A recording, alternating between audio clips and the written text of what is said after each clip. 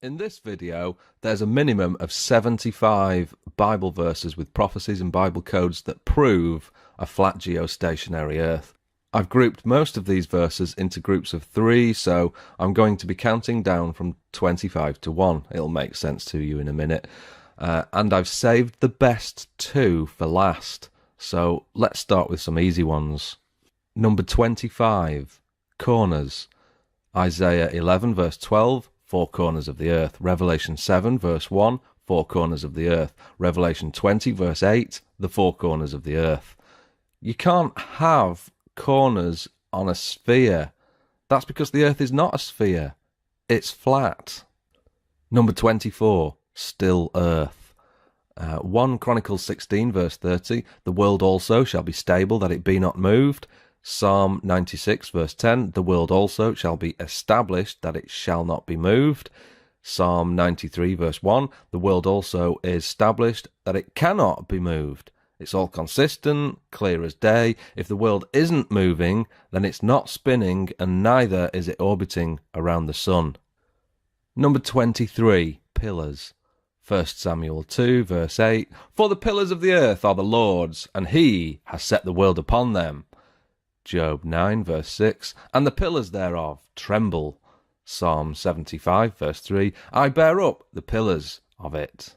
There's nothing about a ball-shaped earth that you can fit pillars into. That's because the earth is not round, the pillars hold up a flat earth, there's a dome on top, the earth is flat. Number 22, the firmament dome. Isaiah 24 verse 18, for the windows of heaven are opened. It's a dome over a flat earth. Isaiah 13 verse 13, therefore I will make the heavens tremble. If the heavens can tremble, then it has to have solidity to it. Genesis 1 verse 6, and God said, let there be a firmament in the midst of the waters, and let it divide the waters from the waters. It's a dome over a flat earth that separates the waters above the dome. I read this so many times and I didn't see what was going on. I read the word firmament, didn't understand it, but it makes so much sense now when you take it literally. Strong's Concordance defines the word firmament as a solid expanse, roughly like the domed roof on this building here. Here's the inside of that dome, and the stars that we see in the sky would be fixed into this solid firmament, and the whole thing rotates around a flat, stationary Earth. That's why all the stars move around the sky together as one set piece, because you can only have a solid dome separating the waters above from the waters and seas below on a flat Earth with the atmosphere in the middle. It doesn't work on a ball-shaped Earth. Number 21, the firmament dome continued. Isaiah 44 verse 24, I am the Lord who made all things, who alone stretched out the heavens, who spread out the earth by myself. Well, you can't spread something out by rolling it into a ball. Psalms 18 verse 9, he bowed the heavens also. 2 Samuel 22 verse 10 repeats Psalms. It says, he bowed the heavens also. Strong's number H5186 describes the word bowed as bend. The heavens bend around us. It's a domed heaven around a flat earth. Number 20, the sun. There are 67 Bible verses that reference the sun moving. You can easily look this up. Here's a title on one website that lists them all. But zero, zilch, nothing, no Bible verses at all that ever make reference to the earth moving. So, at the very least, the Bible supports a geostationary earth. Number 19, Bible codes. If you're familiar with Bible codes, then you'll know there's a matrix of flat earth clusters from Luke 13 verse 28 to Luke 14. Here's the matrix. Here's flat, earth, and at equidistant letter spacing you'll also find dome, canopy, tent, truth, edge, disc even, and a lot more. If you don't have Bible code software, then you can do this for free at biblecodewisdom.com. Number 18, height and depth. Job 11 verse 8, it is as high as heaven, what can you do? Deeper than hell, what can you know? So there's a height to heaven and a depth to hell. You can't have a height to heaven on a heliocentric, ever-expanding universe model. You can only have a height to heaven on a flat earth that has a dome over the top of it. Number 17, length and width. Job 11, verse 9. The measure thereof is longer than the earth and broader than the sea. It doesn't say longer than the sphere and broader than the curved ocean. You can't have a length and breadth on a ball unless you change the wording of the Bible to accommodate it. You can only have a length and breadth on a flat, level plane. Number 16, wisdom.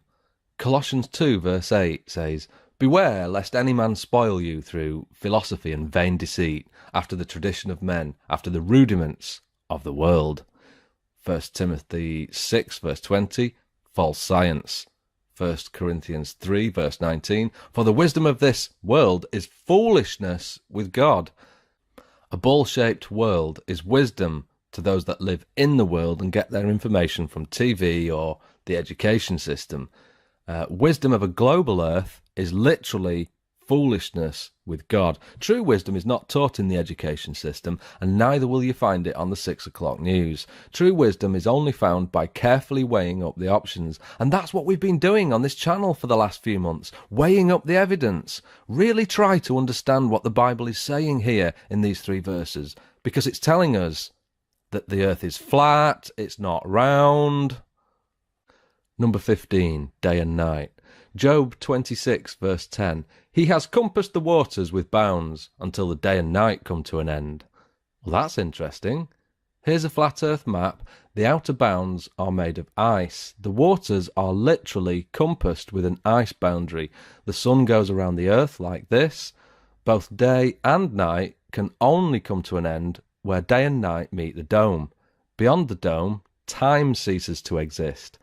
Whoever happens to live in that realm outside the dimension of time, beyond the dome, which is the heaven, is also immortal. He's always been there. He can see the beginning and the end. Prophecies in the Bible, inspired by the Holy Spirit, show us the future is already foretold. And when the Bible talks of the everlasting, that's the place we all go to at some point. Problem is, most of us who reject the truth will face everlasting shame. Like it or not, we're all going to meet our Maker someday.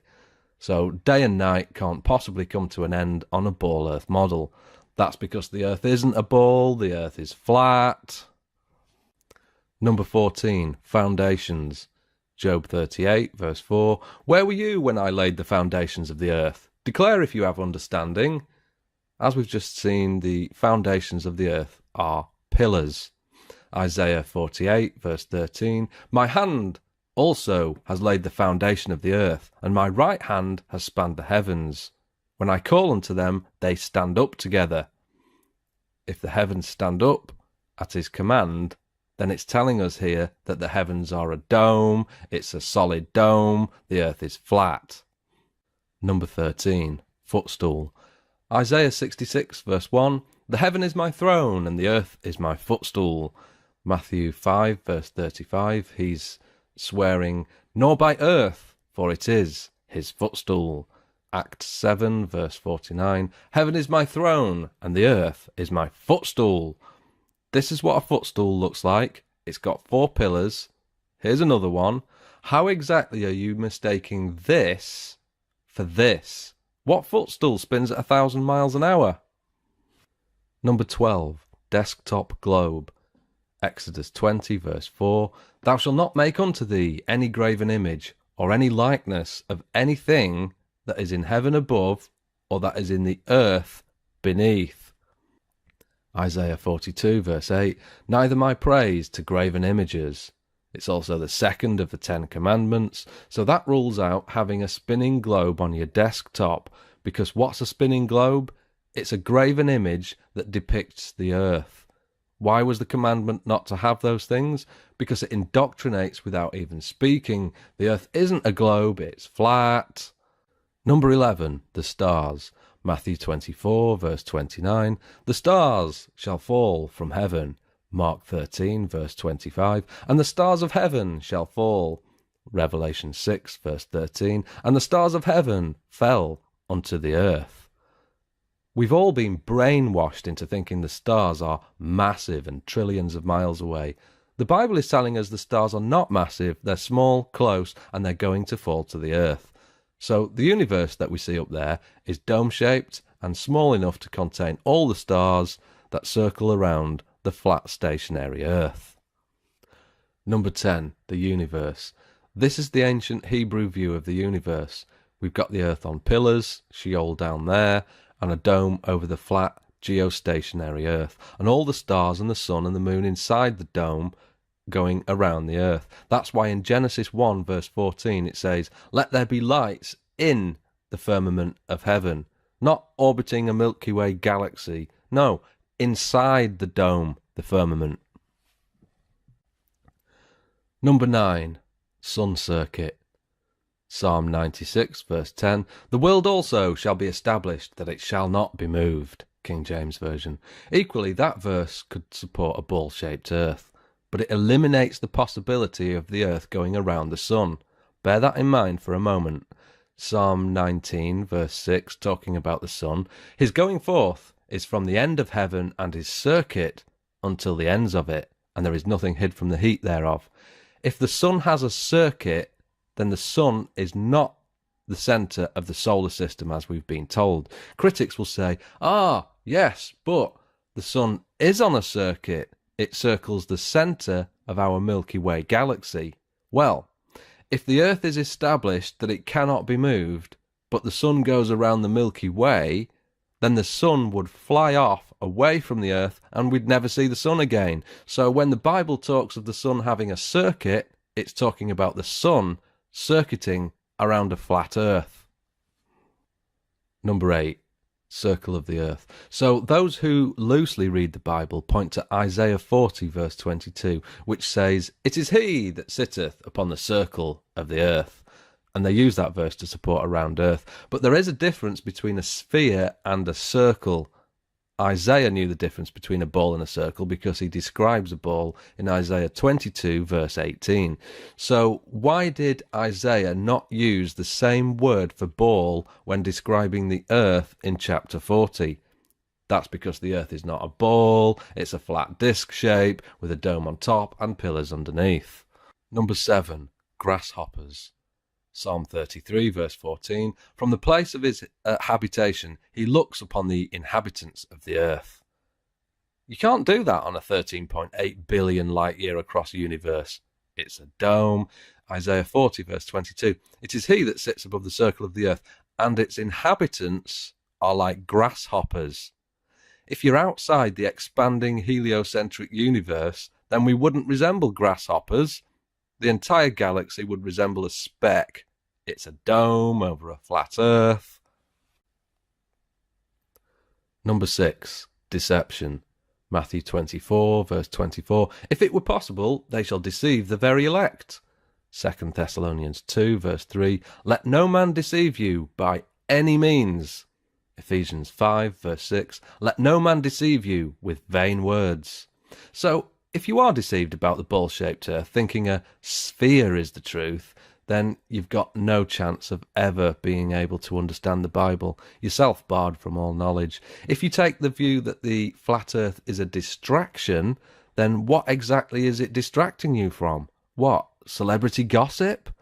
Or if you believe it doesn't matter if the earth is round or flat, then you're a self-confessed idiot, because it absolutely does matter if the earth is flat or round. You'll never be able to understand the Bible at all if you think the flat, round earth is a distraction or doesn't matter. Number 5, tent. If we go back to Isaiah 40 verse 22 and expand on it, if you remember, it says, "It is he that sitteth upon the circle of the earth, and the inhabitants thereof are as grasshoppers, that stretcheth out the heavens as a curtain, and spreads them out as a tent to dwell in." Here's a picture of my tent. I went camping in it a month ago. How exactly are you confusing a tent, a dome-like structure, for an expanding universe 13.8 billion light years across? They don't match up. Again, This verse gives credence to the fact that it's a flat earth with a dome-like structure above. Number 4, ends of the earth. Job 37, verse 3, and his lightning unto the ends of the earth. Daniel 4, verse 11, and the sight thereof to the end of all the earth. Proverbs 30, verse 4, who hath established all the ends of the earth? What is his name? And what is his son's name, if you can tell? Wow. Proverbs is Old Testament, and what a prophecy that is. Not only is it predicting Jesus, the Son of God, but also the ends of a flat, level earth. There's no end on a ball-shaped earth. It goes around continuously. You can only come to an end on a flat, level plane. Number 3, lies. Jeremiah 16, verse 19, the Gentiles shall come unto thee from the ends of the earth, and shall say, surely our fathers have inherited lies, vanity, and things wherein there is no profit. This is a future prophecy following a monstrous destruction of people who believed lies. But it could just as easily apply now, today. Here we are today showing evidence of the ends of the earth, telling people the earth is flat, and the generation who lived from the 1930s until now got lied to. The generation above us inherited lies, and those who stand for nothing will believe anything. There's no end to the earth on a ball. That's because it's not a ball, it's flat. Number 2, the 4 winds. The Bible is consistent all the way through, from Old to New Testament, that there's 4 winds. For example, Jeremiah 49, verse 36, 4 winds. Daniel 7, verse 2, 4 winds. Matthew 24, verse 31, 4 winds. Revelation 7, verse 1, 4 winds. If you've got understanding, you'll know there's a jet stream that connects North America with Europe. Commercial aircraft try to fly in the jet stream to conserve fuel. Do some diligent research and you'll find there's 4 jet streams, 2 in the north and 2 in the southern hemisphere. So how did the guys who penned the Bible know about these 4 jet streams when they were only discovered in the 1920s, when planes could finally fly high enough to discover them? So we have a dome-shaped earth that requires cross-ventilation. Okay, so here's an example of cross-ventilation. Here's my boiler in there, and you've got to have 2 ventilations, one at the top and one at the bottom. It's not sufficient to just have one, because that wouldn't circulate the air through. You've got to have 2 for sufficient ventilation. If you want to properly ventilate your roof to prevent dry rot or wet rot, you'll need a minimum of 2 vents, one here and one here. But if you want to ventilate the entire earth, then you'll need inlets of air and outlets. That's why in Revelation 7 verse 1 it says, I saw 4 angels standing at the 4 corners of the earth, holding back the 4 winds of the earth, so that no wind would blow on the earth or on the sea or on any tree. And the picture you see on screen is a graphical representation of the 4 angels on the 4 corners of the earth. Each of them would feed in a jet stream of air into the dome, a bit like a leaf blower, to cross-ventilate the entire earth. Jet streams wouldn't work on a ball-shaped earth because they'd fizzle out to nothing very quickly. The only way I can visualize a jet stream working is to feed that jet stream somehow into the system by an inlet. It's impossible to replicate a constant fast-flowing column of air on a ball earth without something feeding that air into the system. Scientists will try and make out the case that hot and cold air colliding will cause a jet stream, but I think that's unlikely. So that brings us to the number 1 reason, and that is mathematics. In Psalm 147 verse 5, it's referring to the Almighty. It says, His understanding is infinite. And if we get to Genesis 1 verse 1, in the beginning God created the heaven, singular, and the earth. What you're about to see is approximately 20 seconds of complicated stuff. Just follow along as best you can here for 20 seconds, because this will knock your socks off. In Hebrew, the first sentence of the Bible looks like this. If you take the number of Hebrew letters and times that by the product of the letters, and then divide that by the number of words times the product of the words, you get 3.1416. That's the value of pi to 4 decimal places. Pi is the relationship of a circle's circumference to its diameter, so you measure the circumference of any circle all the way round and divide that by the diameter straight across, and you get 3.14, the value of pi, an infinite string of numbers. Okay, that's the complicated stuff over. What the Bible is describing here is clearly a circle and not a sphere. And only a flat geostationary circular Earth fits that description. And if that failed to knock your socks off, then you've not been paying attention, because what we've got here is the Bible describing the creation of the earth in words, and behind those words we've got a mathematical formula that not only verifies the authenticity of the text, a fingerprint of God if you will, but it describes the very shape of the earth, circular. In the future I might post a video just on this subject alone, or I might write a book on the subject, or I might correspond with and collaborate with people who care. There's a lot more to this than meets the eye. And finally, Luke 18 verse 17, for nothing is hid that shall not be made manifest, nor anything secret that shall not be known and come to light.